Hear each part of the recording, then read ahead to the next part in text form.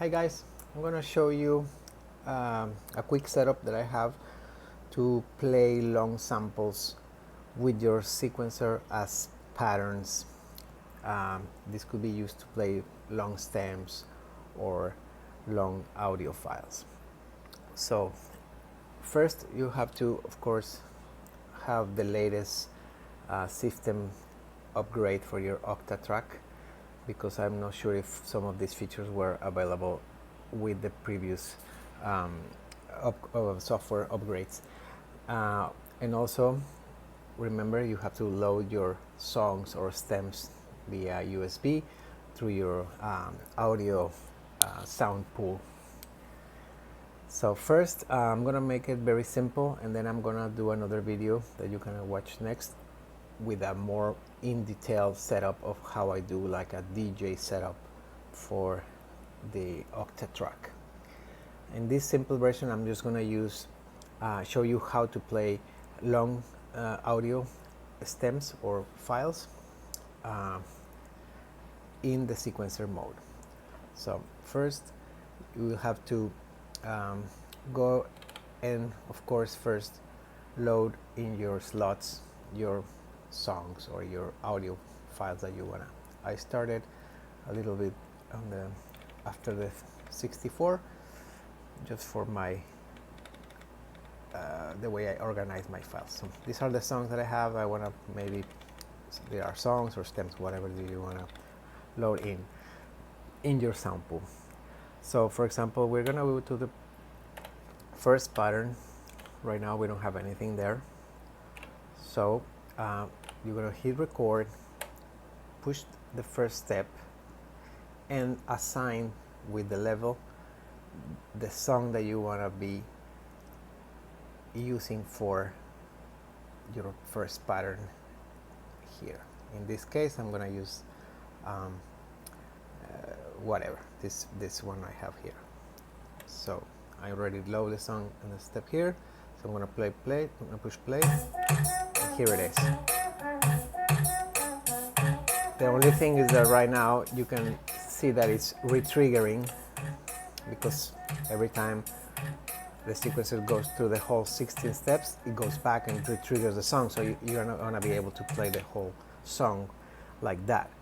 Or if you want to just make the scale longer, maybe that wouldn't work either, because maybe it's longer than that. Your sample or your audio file is longer than that, so that's not an option right now. So we go back to the just 1/16 scale size.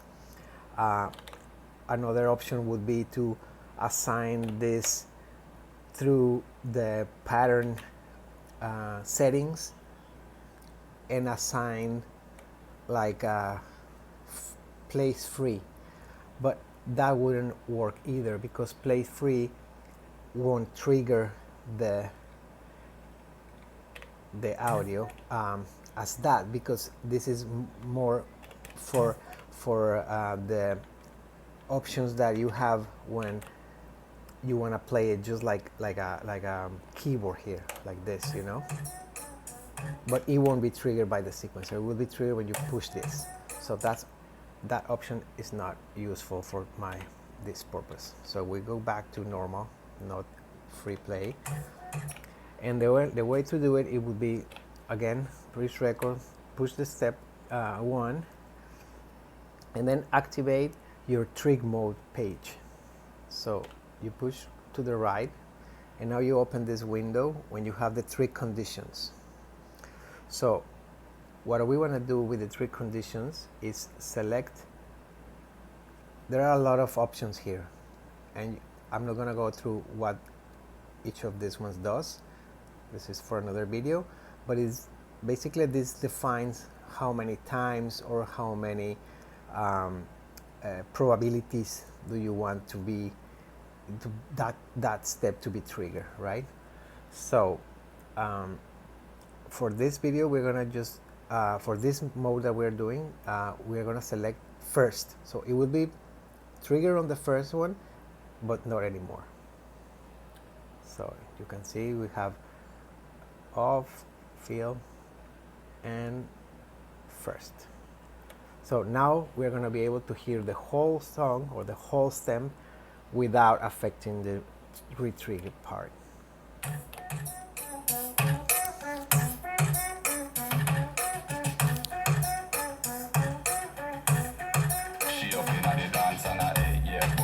Now we're hearing the whole song, right?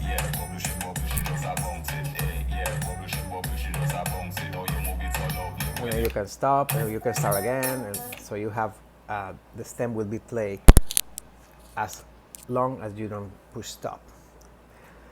Okay, so one thing that has to be considered is that every time you load a sample here, like this, you have to be sure that you have the sample options or menu, right? So you have to be sure that it's not looped on, because if you have it on when the song stops or the stem stops, it will start again. We don't want that either. You can slice it, all of those options, but the most important one here right now is this one, which is the time stretch. If you have auto, it will be locked to the tempo. So for example, right now it's on and it's locked to the tempo. So if I increase the tempo, my song will be automatically linked and locked to the tempo,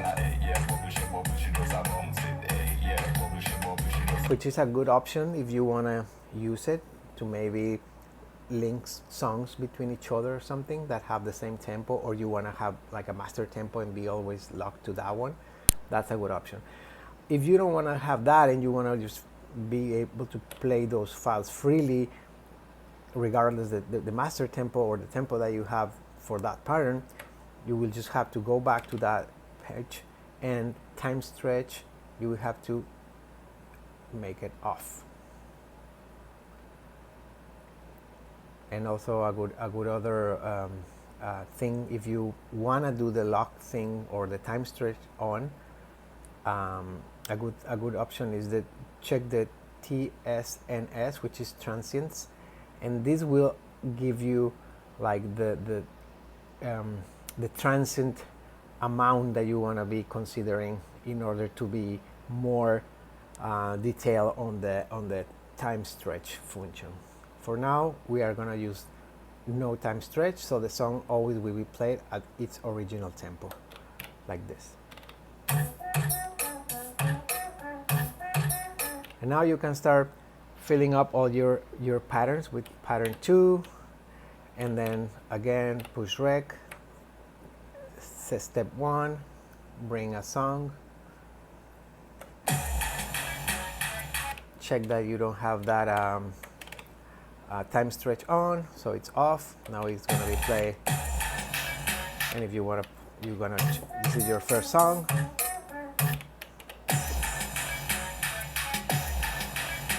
and now you have that thing that this one is still not set up to be retriggerless now. So push back again this, and trigger mode, trig condition, go to first, and that's it. You can hear the whole song now.